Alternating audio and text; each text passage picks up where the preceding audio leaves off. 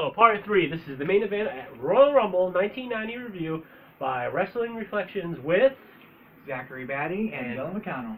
Also known as DM Steel. Okay, I'm Zach Batty. anyway, what do you think? Alright, so the match started with Coco Beware and the Iron Man of this match, in my opinion, Oh, hands down the Iron Man. Ted DiBiase. DiBiase was in control of the most part. Coco Beware starts to fight back, but before getting eliminated by DiBiase. Marty Janney is in and starts getting some offense. They go back and forth for a little bit before Marty goes for a crossbody while DiBiase is in the ropes, and DiBiase just ducks and Marty eliminates himself. Yeah, I thought that was kind of a fun spot. They were kind of pushing Ted in the beginning of the match, throughout the match actually. I don't know if they're going for something with that, but he had a great outing. It always seems like they wanted to push him. Yeah, because he had the look. He had the look. He had the ability. Yeah. He had everything, really. Yeah. I wish they would have pushed him differently. I think every fan actually thinks that. As the match went on, it was alright. We'll talk about more. Go ahead, Zach. Okay, so after that, Jake Roberts is out. They brawl in and out of the ring. He and DiBiase brawl in and out of the ring until Randy Savage comes out, and Savage and DiBiase team up on Roberts. Until Roddy Piper comes out, and Savage brawls with Piper while DiBiase Robert gets in. One thing that we noticed during this part is half the people in the ring are no longer with us. It kind of reflects, how many legends we've lost in the last couple of years. It's sad because Roddy Piper and Macho Man, Dusty Rhodes. Yeah, it is sad. But this match, if you want to see them in their prime, this match, 100%. Alright. So there's a lot of stories going into this.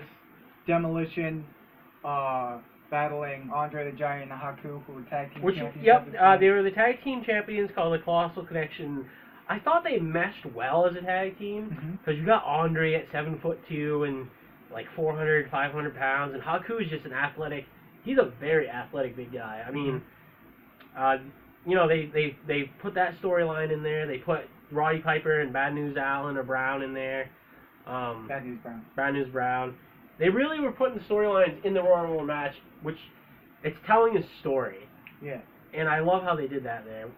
Thoughts as we continue? Other storylines involving Dusty Rhodes versus Randy Savage, which continued from earlier in the night.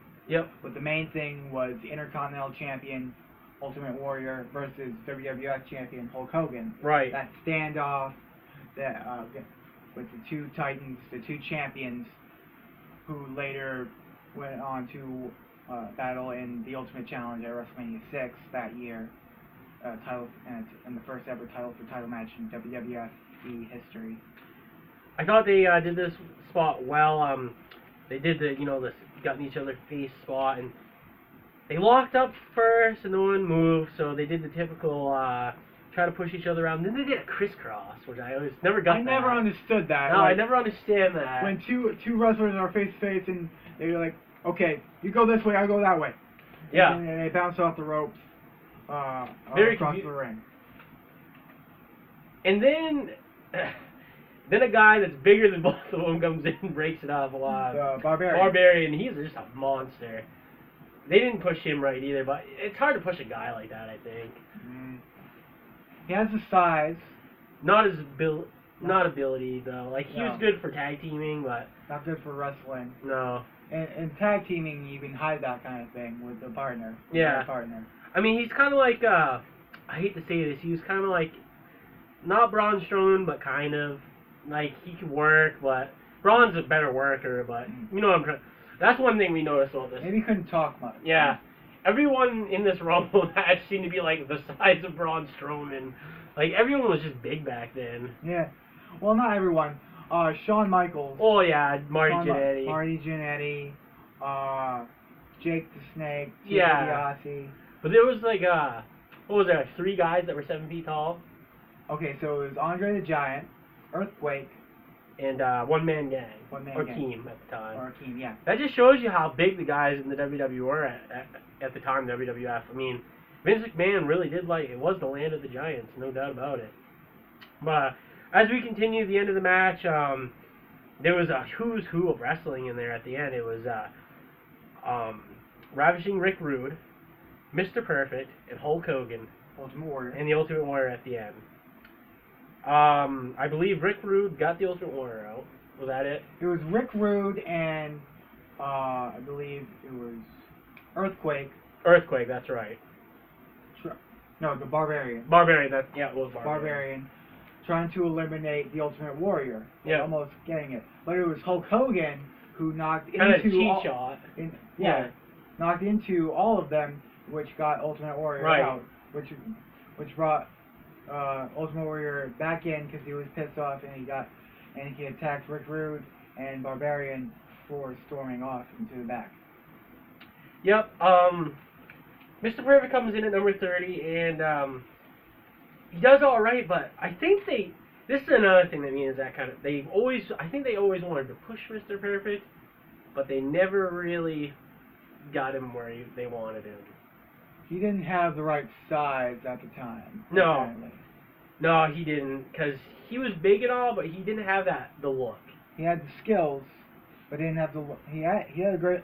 He looked great, but not good enough. He wasn't a Warrior or Hogan, No, is what we're trying to say. No, he was technically sound, but he didn't have the size to in the eyes of Vince McMahon. Right, and if you want to compare him, if you don't know who Mr. Perfect is, he's kind of like the size of, if you want to compare him to a wrestler today, he's roughly around the size of probably like a Dean Ambrose, give or take. I would say like an AJ Styles. Yeah, he's like in between. Yeah. Yeah. Because he's like 230 probably. He's big, but he's not but athletic, let me tell you. Yeah. This guy is athletic, but Hulk Hogan ends up winning the match. Go figure. Go figure. I mean, he was the most over person in the world at the time. I think the Ultimate Warrior was probably a little bit at the time. Yeah. Hogan was over in his own mind. Yeah. I give this match a solid 4 because it was great and it had tons of legends and there was some great spots in it. I'm not gonna lie. I didn't write down a star rating, but I'll give it like a 3.5. That's respectable. I mean, it wasn't the best Royal Rumble match, but it certainly wasn't the worst. I mean, it had Andre the Giant, Hulk Hogan. Had stories. Had stories. On the next episode, we will be talking about the first WCW show of the year of 1990, and we would all encourage you to share, like, and comment, and subscribe to our YouTube channel and Facebook page. Go ahead. And if you have any recommendations on any shows, wrestling shows, pay-per-views, video games that you would like us to review, leave that down below as well. Leave your recommendation down below as well. We don't want any discouraging comments, any hateful comments. No. This isn't the place for that. If you disagree with our opinions, that's fine. If you agree with our opinions, that's great.